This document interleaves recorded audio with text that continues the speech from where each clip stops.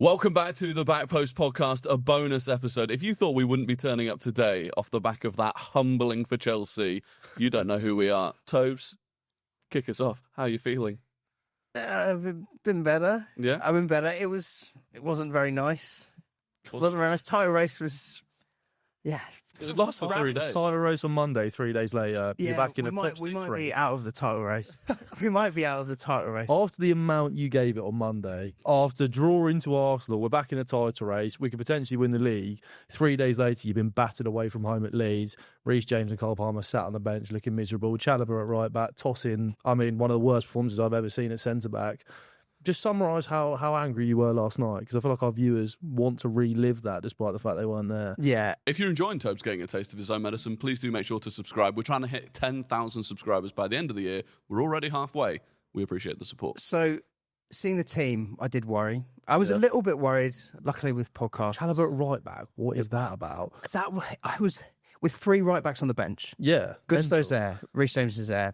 Achimpong is there. Yeah. And we played Chalobah at right back and Tosin at centre back. Tosin's been awful throughout the season. Yeah. So that was a genius move. I was worried as well, even going forward. I was a little bit worried. I was like, Kitten Mittens? I don't know about Kitten. I'm not sold on him, so I was a little bit worried there. Nice assist, though. He did do well for the assist. To be honest, I can't even really pinpoint anyone uniquely as a name, other than maybe Tosin. Yeah. The whole thing was awful. It was just, It was the most arrogant performance I can remember from a Chelsea side in a long time. Yeah. Like a long time. Like at least with the likes of Sunderland or Brighton, etc., I can look and go, oh, there's a red card there. Or Sunderland, you did turn up, but they equalised a long throw. And right at the end, they've won it. Tosin came on for Achimpong that game. And if you remember that defending, it was comical. So you're more angry at Maresca for how he set you up rather than individuals? It was a repeat of Ipswich last year. It was the exact same thing where we put Disasterclass at right back or whatever, and we had an absolute shocker that night. Delap was a lot better for Ipswich that night than he was for us last night, unfortunately. He's been pretty poor so far. I'm not going to lie, Mark Gu is looking just as capable as Delap has this season. I don't think that's unfair to say. I'm starting to be like... João Pedro last night, again, stinky. Poor. This is why I prefer him in the 9 to the 10. I'm not sold on the João Pedro 10 thing. I don't think he's creative enough. No, it was dire. It was absolutely dire. It was like, the first thing, you come out, you've had a really good week. You've played that. Show why you're serious. Just show me why you're serious. Show me that you are not last year's team where you go, we're a cup team, but we're going to have results like this. Just show me. And then within 3 or 4 minutes, they concede. It's like Leeds at night, away. That is the most banana skin fixture for us. We are fine getting up for all big games. Shouldn't be this year, though. Like we've gone away to Leeds and beaten them, where in the past we've struggled there. I know. Calvert-Lewin and the Metro were giving you the runaround. You made them look like R9 and flipping they battered Rivaldo. No, they battered crazy. them. I think you spoke about arrogance, didn't you? There was arrogance. I think maybe you, as fans and players, all got a little bit carried away with that massive 1-1 win that you had at the weekend. I don't think... Where you suddenly became the best team in the league. You were saying off camera, actually, you think your favourites to win the Champions League off the back of that result. Yep. That was a conversation. Leeds United aren't in the Champions League, so you don't have to go away to Ellen Road. If we could play Barca, PSG, and Arsenal every week, we'd be all right. But the problem is with this. It's true. For some reason, those games were up for. They want it with the big lights, and I do hear it. Do you know what I mean? They're not serious enough on a consistent basis, and this is why ultimately, as much as I don't like them, Arsenal will win the league, is because there is that consistent flaw at minimum of at least turning up in every game. Yeah. It was just like they went on that pitch being like, we've already won the game. So you haven't won any game, and not only that, half of you don't even start. Prove why you should start. Yeah, it's just like to be that up for it in the last 2 games, which they were. But that's. And this was what I was trying to say about Arsenal's performance at Stamford Bridge. I genuinely do believe it is so difficult to get up for 3 big games in a row. I think you can do 2 in a row, but 3 big games in 7 or 8 days. We had the North London derby, then Bayern, then Chelsea, and you could see like they are crap though. Yeah, but it's North London derby. Like that has an element of intensity to it, no matter how bad they are at the time. But we went into that game at Stamford Bridge, and we couldn't match your intensity, and that was a big factor. And again, like I think you went away to Leeds. 8:15 Ellen Road midweek, like that intensity. I do just think after the adrenaline dump your players would have had off the back of that massive draw against us, they just couldn't get themselves up for it again. And I mean, to be fair, Leeds have now got 4 wins this season, 3 of them have been midweek night-time kickoffs. Like, it's just a horrible... It's a horrible place to go. Which is credit to them, to be fair, because Yeah, they might they not played have well. the most talented squad. All season I've said, why is he not starting for Leeds? What strike? And he starts against us. Got injured at the start. It was weird. He got injured at Yeah. the start and then dropped out of the team for a while. But absolute strike against you last night. And Yeah, he was brilliant. There was nothing I could fault with like Leeds. It's not a case of I go, oh, do you know what? Yeah. Even like look, the last goal is Sunday League at best. But I can't sit there and go, oh, do you know what? They got a bit lucky. They didn't get a bit lucky. Like they bullied us. But they still aren't very good. Like I think how bad you were made them look better. They changed that 2 up top away at City and they got it back, and then they played the 2 up top. Well, honestly, they gave us a lot of problems. They did. Like I do agree, but they have been talking about sacking Farker before this game. They've been on a barren run of form, and I do agree. I always think in games like this, there with that. I don't know. I'm not going to sit there and be like Leeds are some amazing side that it's a fair result. Like we should be in that game. It's 100%. Diabolical that we didn't, but. Credit to them to a degree. No Palmer, no Caicedo, no Reece James. Palmer came on, missed a big chance. Yeah, he did. That one that was rolled back to him, put that wide. Yeah. Do you think, and this is one thing I want to say as well, because there was rightfully a huge amount of praise for Reece James off the back of that performance against Arsenal. But not being able to play twice a week. I know he played against Barca and then against Arsenal, but he got rested against Burnley, got rested against Leeds. So he's effectively played 2 out of the 4 games. Like, there is an element where at the top level...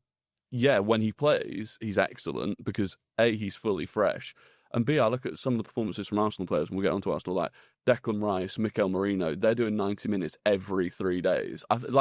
There has to be some... durability is a big thing. That has to be a factor in some sort of conversation. How we've ended up having him fit for the past year is True. because of the management. No, for sure. So, like, the idea is to build him up to the point that he is doing that. Do you think he can ever get back to that, or do you think he is just going to be a kind of... I don't have a crystal ball, so I don't know. But if you'd said to me a year ago, will we see him fit for a year, I would have said no as well. So I don't actually know on that front. Yeah. But if we have enough for those games, like I said, we just look like a cup side. We're not going to be able to do it that consistently. It's also until you get better depth. Like, it's unfortunate missing all 3 of your best players for the same game, having to rest James, Palmer not being fit enough to start.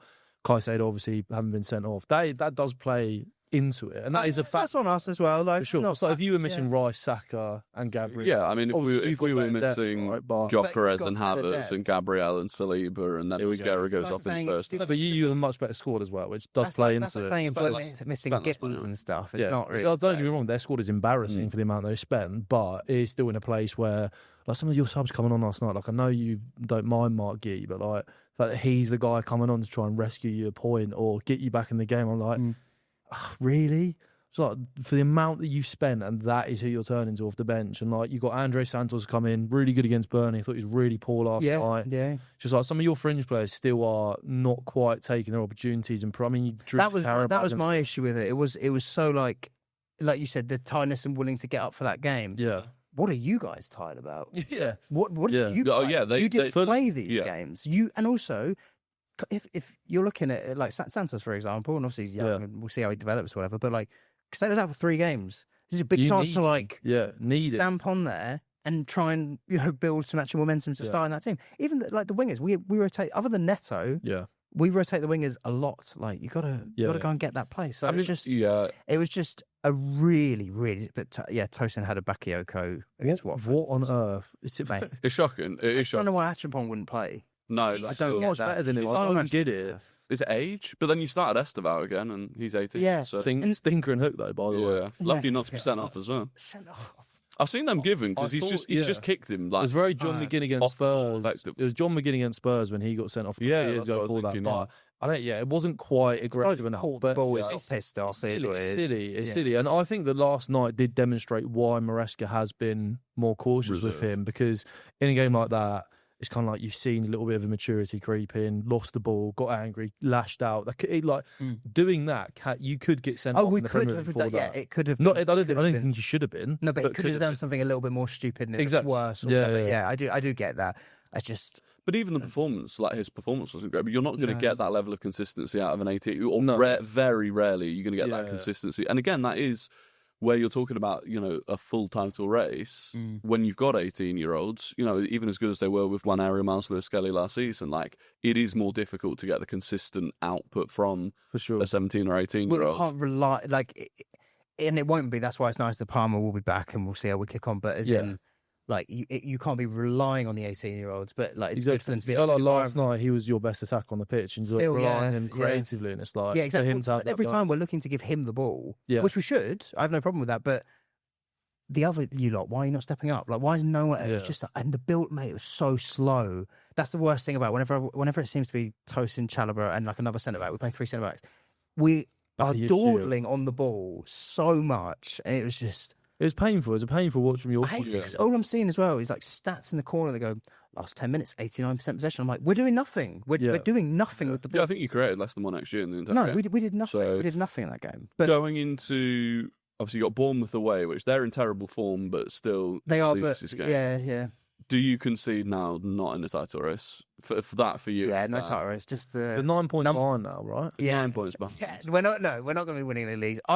This was the test. I said to you, boys, after we had the big games, I was like, this is a test because these are the games we know we'll lose. But you also said to the boys that you're the best team in the league. You're going to win the league. You also didn't say we know we'll lose to Leeds. You thought you were going to beat Leeds. I said it's the you kind thought you were of game. different. Yeah, I thought we. You said it's the kind of game, but we're really good now, and we're going to beat them. I hoped we'd win. I would have thought we'd win. Yeah. But I was aware that it is the kind of game that Chelsea do lose. So it's like you know what I mean? Chelsea. Yeah. By the way, here's a genuinely interesting stat, by the way. Go on. This time last year, 14 games in, you were on 28 points. You're now on 24 points. This time last year, with the corresponding fixtures, so not just 14 games in, but the actual 14 teams you've played, you were also on 28 points. You're now on 24 points. Regression. Have you regressed? Maresca. No, we've had players out. We've had Champions League rather than Conference League.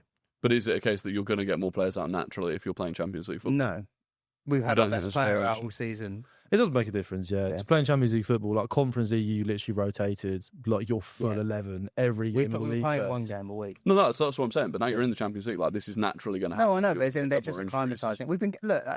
I'm not going to also write off how we've been building the last few weeks. The Leeds game happens, they rotate, they get it wrong. It is what it is. But as in, I'm not going to also ignore just prior to that, we're saying we're actually starting to really build. So yeah, and you're still within panic stations. You're still within. December is a panic stations month for us, though. You're still within clutching distance of all of it. Like, yeah, sure, you're 2 points away from being 8th in the Premier League table at the minute, but you're also a win away and Arsenal lose away at Villa at the weekend to be back to 6 points. Not saying you're in. I don't think you're in a title race at all. I think Arsenal are miles better than you in terms of signing the squad. Yeah. But that's the thing. I think it's so interesting the way that like narratives are built this season, where off the back of that, massive monumental draw against Arsenal, you had people going wild about Maresca and all the rest of it. Whereas the reality is, if Man United win against West Ham tonight, they're level on points with you. Whereas Ruben Amorim, a lot of the talk's been about getting the sack. So we're only 5 points behind you, and you're a loss. We are so bad. You're a loss against Bournemouth away from possibly dropping down to sort of 7th or 8th. Maybe. Does the conversation very quickly? Is there a danger that the conversation very quickly changes? No, not about the manager. No, I don't think so. I think he's proved enough for us. But what have they? I think, I know you guys like to pretend it's a pre-season thing, but for us, yes, it does. Yes, it does. Yeah, we are. No, but it does. As in, there's enough evidence in that. There's enough evidence in those big games in the last week, whatever, that there's something in that manager to be like, right, give him the squad depth. That look what Arsenal have, where they have better players. If I was a Chelsea fan, I would be so far away from being Maresca out because I think with the manager market, the last thing I'm looking at is him. Like, so the only thing I'm looking at with him. I'm not saying he's amazing. No, I'm not. But I don't know if I just buy this squad depth thing. Like, you bought £50 million Gittins as squad depth, where we bought 20 odd million Trossard. Did he? Well, yeah. No, he'd have signed off on it. Every manager would have signed off. He did it. Yeah, but everyone knows it's very much those Brighton dudes. It's when Stanley and Stewart that do the entirety of our transfers. But is that going to change? He sat there in the summer going, "I need a centre back. I need a centre back. I need a centre back." True. And they were like, "No, you're." He didn't get fully what he needed. It's very much a job of he's the coach. He's not the manager. You spent what, 50 million on Joel Hato? I'm not doubting that you haven't spent money, and I have a problem with some. He's not faultless, by the way, as in terms of why are you playing Tosin when Acheampong's? Yeah, I'm just saying. I'm not saying that. The depth argument. I'm just no. Not sure We have numbers, but as in quality of depth, there is a drastic gap between a lot of what we bring in compared to what we have when they're available. I think it's something in the middle. I was thinking somewhere in the middle. Like, you've got depth that maybe he should be getting more out. That's what I'm saying. Yeah, but you've also got a lot of depth that I look at. I'm like I said, with like Mark Gee as your backup striker. I'm just like, oh my god. As an example. Like, on paper, in every sort of metric you could think of, Mosquera and Joel Hato was the more developed, more experienced, more expensive player. And you look at what Arteta's managed to get out of experienced than Hincapié's been at Leverkusen for years now. No, I said Mosquera. Oh, Mosquera. Correct, Yeah. And what Arteta's managed to get out of Mosquera, I think, is significantly more. So I agree, think but there it's is a lot more of a element like- settled environment. I think when Hato plays, he comes in, and those are the games where Tosin and that are playing. Like when Hato played against, I think it was Liverpool, he came on, he looked a lot better when we had a lot more of the first team playing. I do think there are factors like that. I'm not going to ignore it. But I think Maresca's far from Chelsea's biggest problems. He's not. No, I don't think he's the biggest problem. I don't think a conversation should change. No. I do for some people, because I get it when they're watching stuff like yesterday, where it's like you should have learned from Ipswich last year that you don't do that. But also, he learned from United going into the Arsenal game in terms of the 10 men thing. Yes. So it's like exactly. he is showing signs, and I do think he's a good manager. I think like I said, I think the passive thing. Like sometimes I watch you Sunderland game, Brighton game. I know you went down to 10 men in the Brighton game, which changes things yesterday. So sometimes your build-up is so passive, and it does feel like it's trying to be almost like you're trying to find the perfect pass too often. And it's like, does he have to find a balance more often? Where it's easier against the big teams to set up in a way where it's a little bit more gung-ho, game gets more stretched, and you've got players who are brilliant in that sort of style of game. But in a game like last night, when you've got the 5-back sat deep, defending their own box, and you've got to sort of move the ball a lot quicker, that is a frustration I have with Maresca. That's where I've been screaming for Palmer and Estevao. Yeah. Because those are and a player like Palmer does solve that to an extent, because he will just go, fuck you, drop deep, give me the ball, I'm going to do this, I'm going to create something. But yeah, I think in terms of like a question for the manager, I don't think... If you actually even look at it, as soon as they brought us subs on, I know Tosin's gone and booted the ball in his own net, he might as well have done. We've scored, Palmer's missed that chance, we're going into at that point, you're thinking, I'll probably get at least a draw out. Do you know what annoyed me about that as well?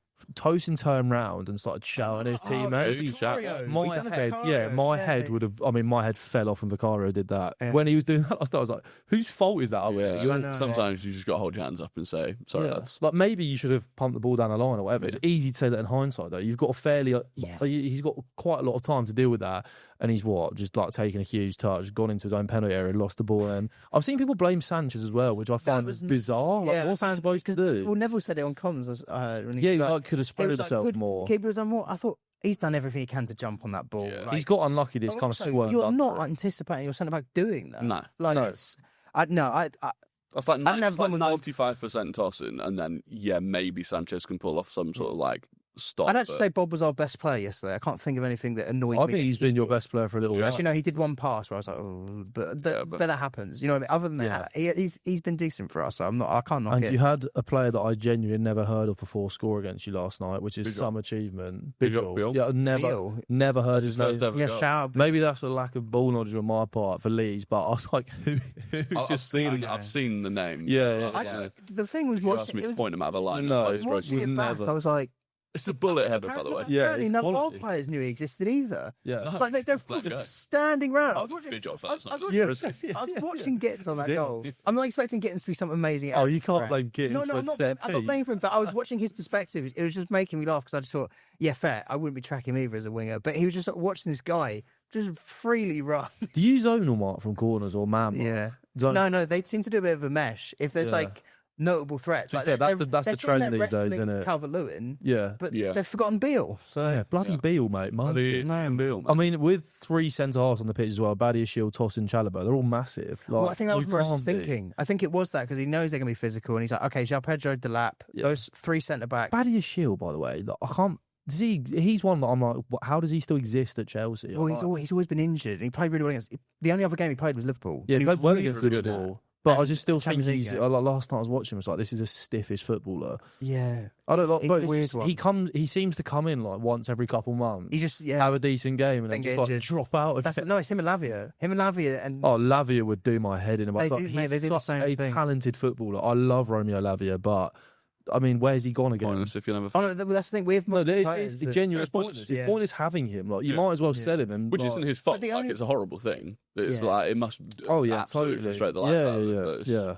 I think the only thing I'm clinging on to with those is just because the conversation about Reece James was that. Yeah. So I'm like, maybe. Hopefully. And Lavia is young and tends to be sort of, I mean, he's got 21 years old, so he's got years and years left. And he is what I do think he is one where you gamble and keep him and be like, I mean, you can't sell him, right? Because he's like, what are you going to get from like 20 mil? But I think he's a quality footballer. But yeah, I mean, your injuries last night and having all those players out, that does play a part in it. Like if you had Lavia, Caicedo, Palmer starting, it is a different story for you. It is, but it's still inexcusable. But that's it's terrible. I'm not going to dress it up any other way. Yeah, It's but ridiculous. Bournemouth at the weekend. I mean, obviously we'll do a little bit of a preview later on, but they are coming into this on some horrendous form as well. So big chance to bounce back. That's at home, isn't it? No way. Away again. Yeah, Oh, but God. it's not at night time, which gives me a bit of hope. 3 p.m. Yeah, Yeah. nighttime banana skins, man. They're long. If you're enjoying this video, the full episode is out now on all podcast platforms. Link is in the description. Right, it's a monumental day here. It is the first time since we launched the podcast we get to speak about Spurs not losing. Haven't got a win yet, but there's progress. Honestly, when the first win comes, I'm going to be ecstatic. But I'm just buzzing we haven't lost. I've turned up here, Tobes, Yeah. cup chair for this episode, and I'm just sat here gleefully, even though we only drew to drew. Newcastle. But yeah, I mean, look, it's a good result. A place that we spoke about on Monday. We wrote it off as a loss. Yeah. I mean, I was up there on Tuesday. I was kind of like, oh, this is going to be a bit long. When we conceded the second goal to go 2-1 down from one of the most disgraceful decisions I think I've ever seen in the Premier League. That's probably going too far, but at least this season, It's up there. awful. My head was on Mars because obviously I couldn't see it in the away end. But then Did you even know like what had? I had no idea. The what referee announces it, right? But yeah, but I had no. no idea what had happened. He said number 30 for Tottenham. Yeah. Because he said the reason they gave it was because he wasn't looking at the ball. Yeah. And I was like, okay, whatever. And then I saw the group chat pop off of all of you. Well, you at first said it was a pen. Yeah, I was just. So I was like, oh, this fucking guy. Because you lot were all like, so you, like, Burn beforehand were like, never a penalty. This is a joke. Rory was like, well, I think that's a penalty. Yeah, I was just Isn't that classic? But excuse me, I made a video off the back of it saying it's one of the worst decisions I've seen. I was just opinion playing changes like the weather, lads. Never believe a word he says. But I think that, it was super frustrating. Because then I went on Twitter, saw the video in the away, and I was like, that is a genuine like joke. And I thought at that point we'd lost it. And then one of the greatest overhead kicks the Premier League has ever seen to rescue up the point. It was the worst. It was Not only slower to stop. slow, man. Yeah. It was the worst overhead kick. It was absolute shinner. Went through Chow's legs. Dribbled in. It's an Aaron Ramsdale special. He really loves is. that, doesn't he? He's stuck in the mud. It really is. And why does he dive so late? I was so confused. So he is waiting until he knows if it's going all the way through.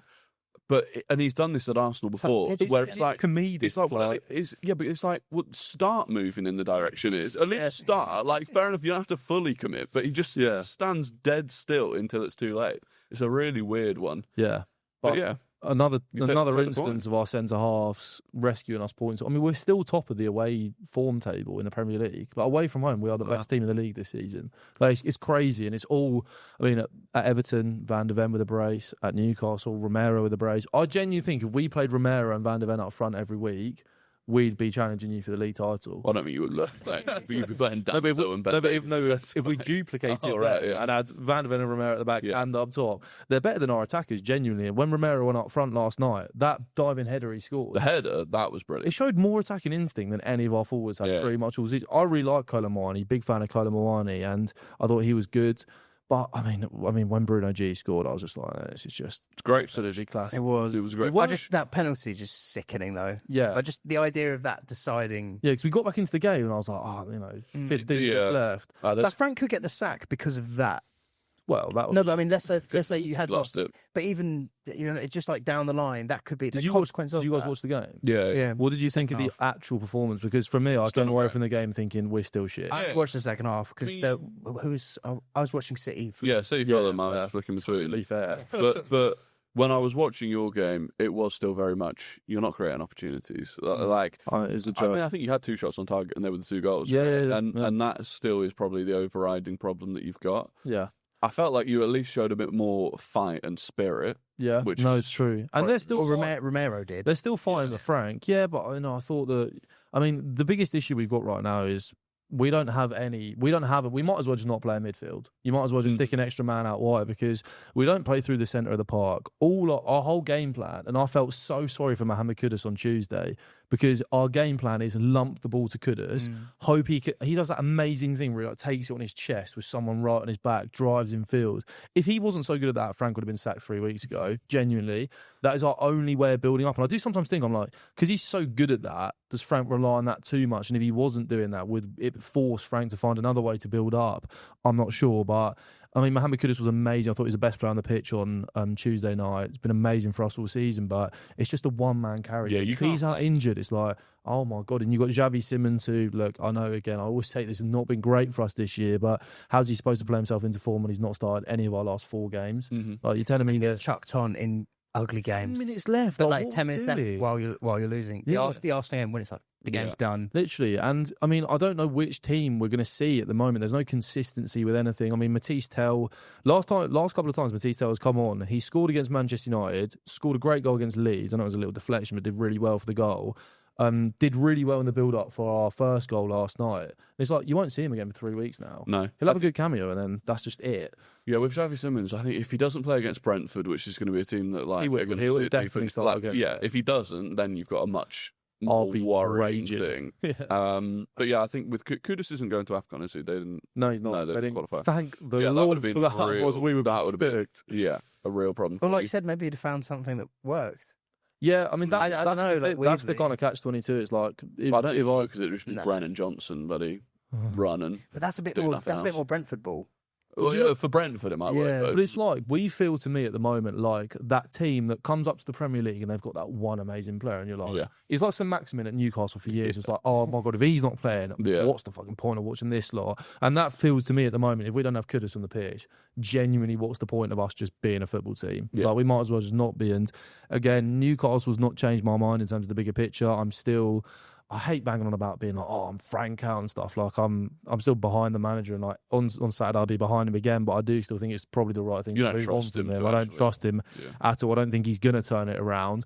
Like I said again, still seeing the same patterns. But it was nice to go out to St James's Park and not have that feeling after the game where we've been battered. Yeah, I feel that is just obviously they stick the away fans in the gods, which is disgusting that they're still allowed to do that anyway. But there is nothing better, though, than a goal, especially a kind of against the run of play goal.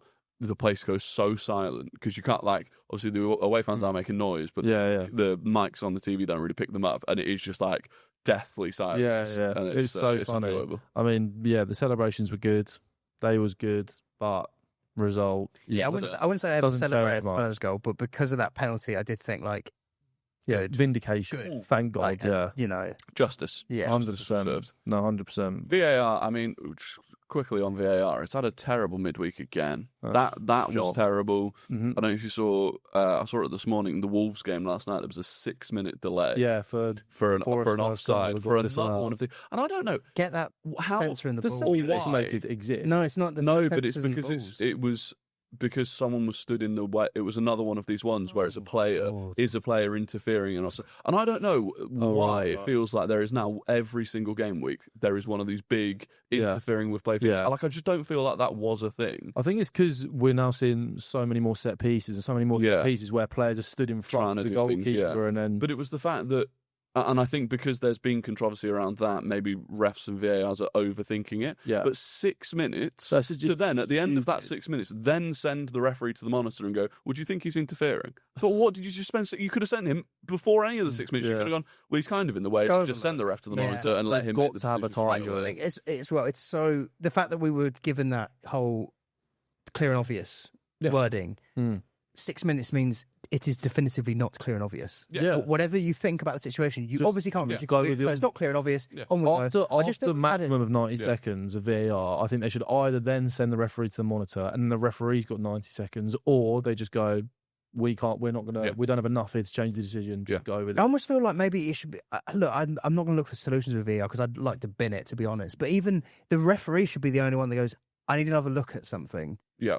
Like, if he's a bit in doubt, the ref actually calls it. Goes, like, don't interfere with anything. If I think I need to have another look at something, I'll go do that. I don't know. Like I said, I don't want solutions. I want it in the bin.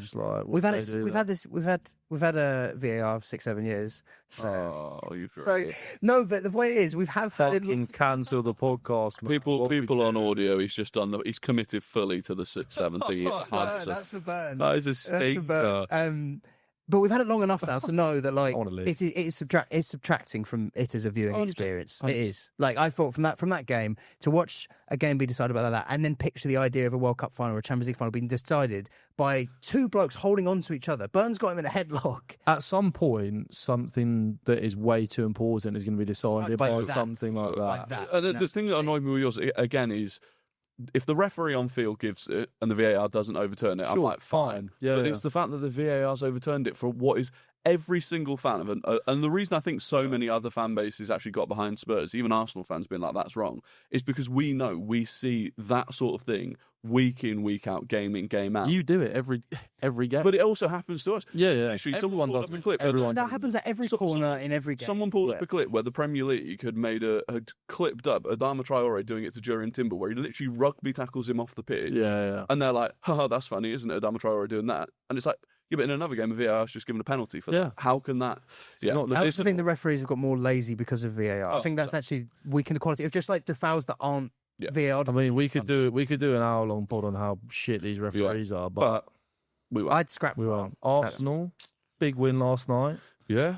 Easy win. I was Easy. fuming when I saw Brentford's lineup. I was Brentford like, needs to be you relegated. rested players against Arsenal midweek for Spurs at the weekend because they want to get one out. Keith Andrews has gone, Thomas Frank will just take it over from him. The Frank Derby. Big game at the 100%. weekend. I mean, I do think he said they had a couple of knocks, like Igor Thiago had gone off with the knock. Classic. But ultimately, no, they Best have. players. Keith Andrews is a gooner, I heard. But to be fair, so did we. We rested Jurriën Timber, we rested Saka, we rested... Oh, there's nothing on Arsenal, but for Yeah, Brentford, Arteta probably changed it when he saw that lineup come out from Brentford. He was like, Possibly. fucking hell, Well, man. apparently Gyökeres was Yeah. going to start. Supposedly Gyökeres was going to start originally. They did. so they took it more seriously then. Good one. But no, it was. To be fair, it wasn't as comfortable, perhaps, as No, yeah. I don't know if you weren't watching the game, like Raya Was pulled first out. half. Well, we went 1-0 up. Yeah, Shard. Deservedly Yeah, so. the Raya bar. pulls off a just unbelievable save. Nah, like, it's not that unbelievable. it is. It's not. The reflex. There are not many keepers that have the reflexes. Good to save, pull that but off. you'd be annoyed if he didn't make it because right at him. It's good If that height. went It's good straight- height for him. If that went straight through him, he didn't get a touch on it, I wouldn't have been surprised. Premier a lot of League, keepers, Premier if League that gets goalkeeper hit- saves that. Like, Okay, well, I thought it was number so dramatic from him. But No, it was obviously. I mean, Raya, I think, is the best goalkeeper in the league. But that Yeah. was that. but that was a huge chance for Brentford as well, and they Yeah. were causing us problems from set pieces, long throws. Like know they're going to do it. There were Yeah. a couple of moments where Coyote was good. I thought. Coyote was good. He Brentford, was really defensive. Where Throws he that had ball balls as so well. Like he's actually love it. not just But a he's long really thrower. good outside of that, though. Yeah, Like, I saw it. I'm sick of these kind of teams, and then to rest players in the Arsenal game, I was like, get rid of Brentford. Tobes was in Get the rid group of- chat going, relegate them now. Them relegate. By the way, you're in more of a top now- four race with Spurs than you are a title race with us, so maybe be grateful that they're going to go full strength against Spurs. Maybe just be grateful.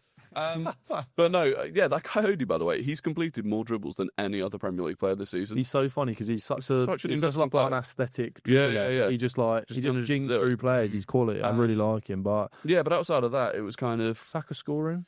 yeah. He also Weke was good. Good contribution for the first goal. really Ready was good this morning. really good. Yeah, I thought he was His- decent. What was really nice was his link up with Ben White was really good. Yeah. There were a few other opportunities where he fed it into White. Ball comes in, causes problems. It was good to see Ben White back. Had a really good I game. want to ask you about this because Ben White, I think it's fair to say, offers more than Jurriën Timber going forward. Yeah, I think he's amazing on the overlap. And for your style of wingers, Madueke and Saka, who love to drift inside, yeah. is there a conversation if Ben White gets fully fit again and he's knocking on the door, especially in games where you're maybe playing against teams at home where you want to sit in, if you're playing like a City and they've got a Doku on the left, obviously Timber plays, right? But is there a conversation that Ben White could become the starting right back again? I don't think he'll ever become the starting right back again because I think Obviously Timber is brilliant. I think I'm not saying- Arteta still does sort of prioritise defensive security over Totally- anything else. totally So trusts that the attack will score. But there are definitely that is the perfect game. Brentford at home. Whenever we play Wolves in next weekend, they're the sorts of I games. was going to say maybe They're the it'll be sorts of like Timber games. big games and low blocks. Yeah, White yeah. When you actually, yeah. when you know you're going to dominate the ball and you need that creative spark, because Ben White is just, firstly, he just relentlessly overlaps. Like it's constantly overloading that side, and also the runs that he makes are smart, and the balls that he puts in are pretty decent normally. So Yeah, it's just a little clipper. He just loves a little Yeah, he clipper loves that back little into the clip, box, yeah. and it's great. And you've Yeah. got players like Marino who attack hey, it. Marino's a joke. He's actually a joke. Like, How celebrating He's killed good. me. Like he's just Yeah. it's Joe Linton in reverse, like It is. midfielder to a striker. He should just rebrand himself as a striker. Honestly, he's 29 years old. At some point in his career, a youth coach went, "You're a midfielder," and if that coach had gone, "You're a striker," he's Olivier Giroud. That's what I thought with Yeah, Alonso. such a Alonso was like career. that. I was like, Yeah. what is this guy doing at left back? It's even like the Yeah. goal yesterday, like, the run that he makes, and then the way he heads it down into the floor. It's like He has all the it's like instinct. wallop. Yeah, But then- it's not a fluke. Then also he drops. Declan Rice had to go off. I think sounds like it was actually just cramp.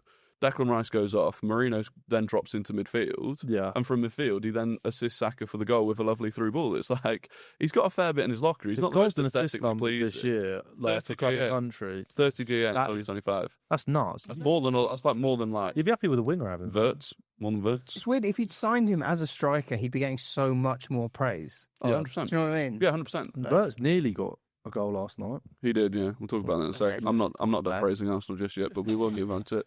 But no, outside of that, yeah, it was a controlled performance, which was important. And again, like you said, with your game against Leeds, I know we were at home and Brentford weren't as up for it, so it makes it easier. But it is just one of those where you go, Get it turn done. up, tick Get it it done. off, keep Yeah. a clean sheet. Got another injury to Maresca, which is like, I don't know how we keep getting the... Oh no. No, I know you talk about like we've got the depth and all that, but it's more frustrating that we just keep getting injuries at the same time in the same position. It's like we spent however many weeks now with no strikers. Mhm. We've now got theoretically none of like our actual centre backs. Like obviously we've got Hincapié, Calafiori, Yeah. Timber, White, but they're all kind of centre backs. Saliba's only a little and one, though, isn't it? fullbacks.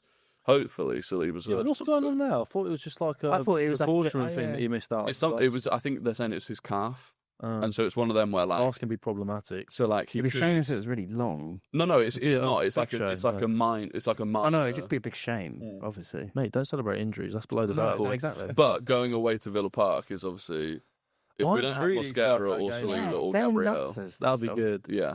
And So, Villa 8 out of their last 9 games with a win. I think they're the most informed team in Europe. Yeah. So that's going to be a tough game.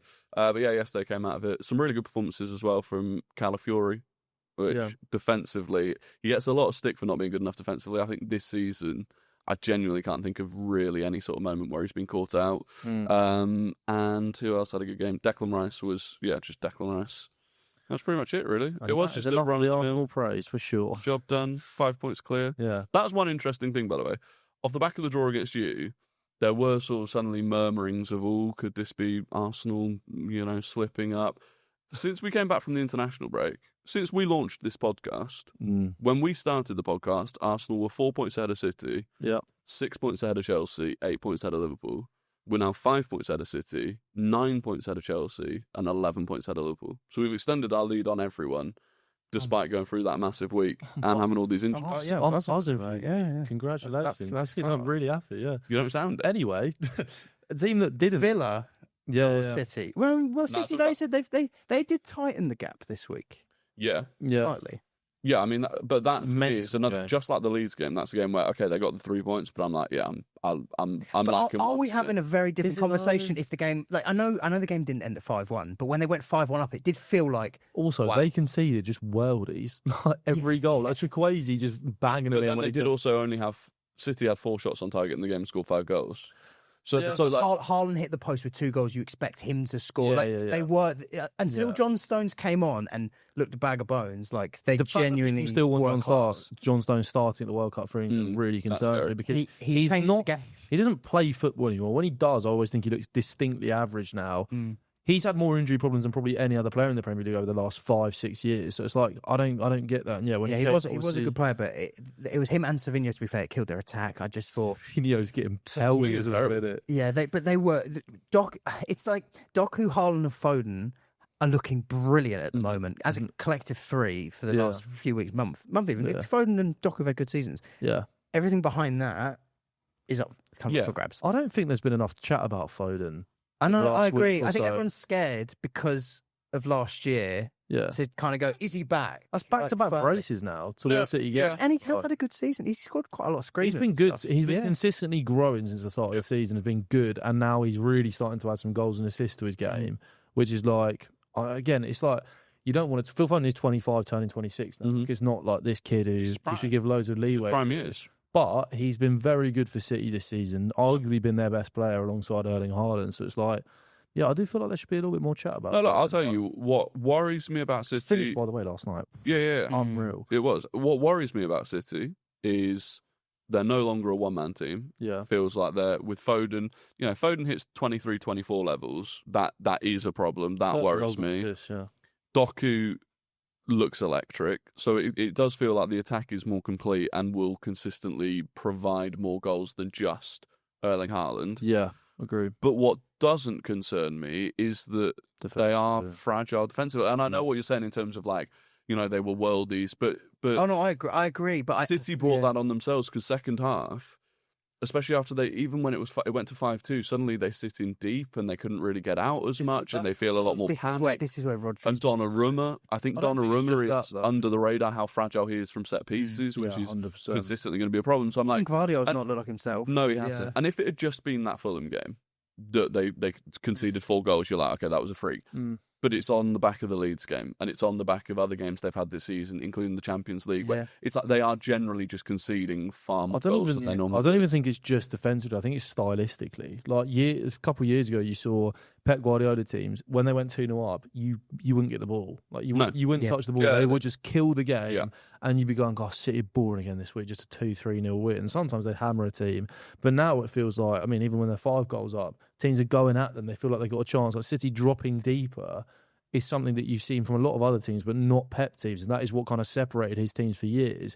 And now it feels like they're gettable. They never felt gettable, City. They never ever used to feel gettable, even when they were sort of going up against Liverpool in their prime. And Liverpool beat them occasionally, but they have 17 game runs at the end of the season where they have 75% possession every game, score twice in the first half, and then just kill games. Whereas that's not what they're doing at the minute, and they don't have the individuals defensively, in my opinion, to play in a way where they're sort of sitting off, and if they don't score, then it's the opposition know that. You know, Fulham 5-1 down, and they still kept playing, thinking fully we get. You can get a City, and I think that, like you said, from Rodri to Gundogan, they would just circulate and kill teams. It's fun because you can get at every team in that title race. Like you are the least gettable for sure, and I think that helps in terms of like even when you talk about Brentford rotating, it used to be the other way around. Well, in 22-23 especially, it'd be like Arsenal you can get at. City, people take the day off. People go, do you know what? We got City coming up. We'll rotate. We've got a Spurs. That was our only win of the season. So whereas this season it has felt a little bit like Arsenal, the game that you take off if you need to, because we are just so much harder to beat. Yeah, I've spoken about it multiple times this season. With the most impressive thing about Arsenal is the control you have in games. Yeah, it's like apart from the Chelsea game, I'd say, where you did look out of control, you tend to be a team that will go 1-0 up and I'll switch off. I'll be like, I think it's us and Sunderland because we roughed them up. Yeah, you have to kick them. You have. There's always going to be games where things sort of don't go your way, but Arsenal did wrestle back control against Sunderland, and then obviously Brian Brobby scores and it goes a bit again. But generally this season, when you go 1-0 up or 2-1 up or 2-2 up, it's like I feel the least jeopardy in a game, in your games. Compared to City and I just think City and Chelsea looks like so gettable for everyone this season. Yeah, and there's a lot more basketball going on. Honestly, from this point onwards, my prediction is that Arsenal will just run away with the league. Like, unfortunately, it's the incredibly sad reality that I'm dealing with at the minute, which is tough for me, seriously. But and so you get as well. 10k at least. Yeah, get us to 10k on YouTube. Otherwise, it's going to be a sad month for us, I think, probably. And you've got some easy games coming along, like you said, Wolves next weekend. Got Everton. Villa. We actually played Villa twice this month, so we played them away. No, league.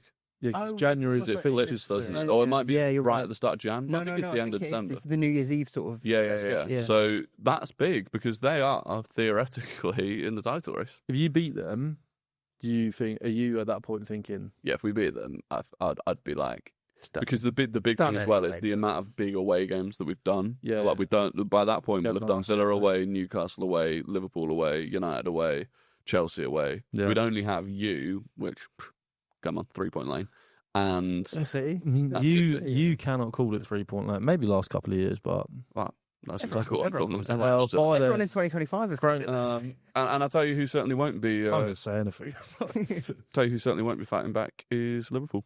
11 points behind Arsenal now after more drop points against Sunderland. Yeah. And I'll tell you what, from what I've seen, I only saw the extended highlights this morning, but they didn't deserve it. They didn't deserve a win, did they? They are bad. I mean, massive credit to Sunderland, who are just... I genuinely, I think we'll look back and go, a point away at the Stadium of Light is not even a bad point. they turned up at Anfield, where they've had this kind of label of, they're really difficult to play against at the Stadium of Light, but on the road it is good. They're just a good team. That's what people have got to realise now. They're just a very good team who have put it all together. AFCON will be tough for them for sure.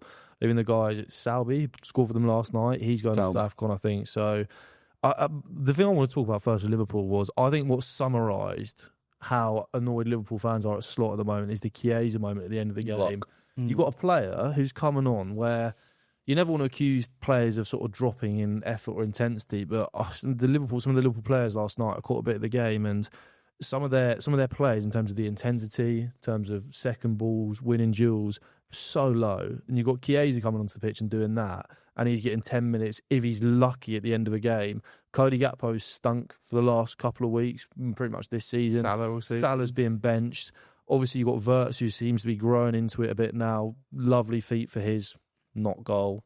I mean, the shot was going for a throw. Yeah, I was going to say that's hitting the corner for that. He didn't even get the assist for that either, but no. So that's a shame for him. But I just think the fact that Chiesa's done that and the crowd afterwards. Bear in mind, the crowd were obviously silent and very pissed off because of how they've been playing.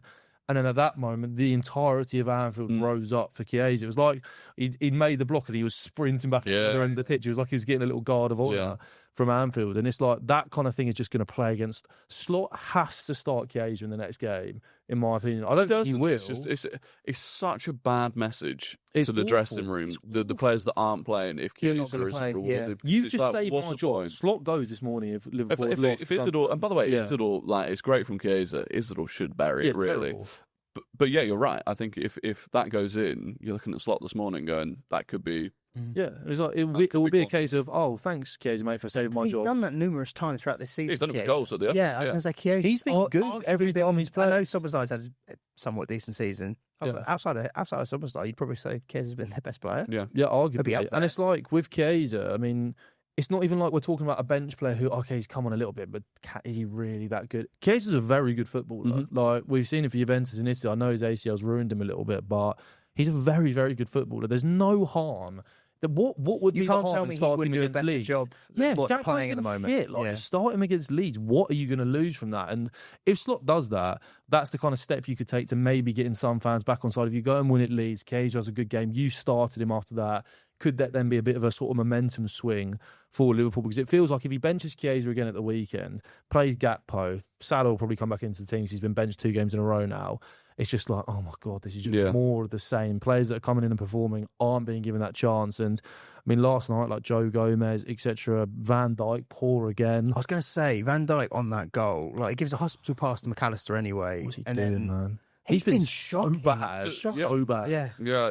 And also, like, you come out giving it beans to Rooney when Rooney's a multiple Premier League winner, knows what it takes, and rightly gave him criticism. That was a bizarre interview. You kind of give it to him on TV and try and diminish him, just to, on the back of that. Was West Ham the only win they've had since then? I hate when players do that. Yeah, they beat Villa. It shows you how did they beat Villa and then Madrid, or Madrid and then Villa? But So you'll get annoyed at when Rooney... It was after the Madrid game. That was when he did it. What did Rooney even say? Like, do you know that? So previously, Rooney had basically said Van Dijk was like, he referenced that getting the pay rise, and that Van Dijk wasn't stepping up, and that the leadership perhaps this year wasn't there. And then Van Dijk referenced that then next to Rooney after the Real Madrid game where they keep a clean sheet. And it's like everything since then has proven Rooney completely correct. Also, it's like it's a pundit's opinion. It's just their job to give an opinion. If it's an opinion, shock, Van Dijk's been poor this season. He's not going to get the praise that he did get last season. People have spent years praising Van Dijk, and rightly so.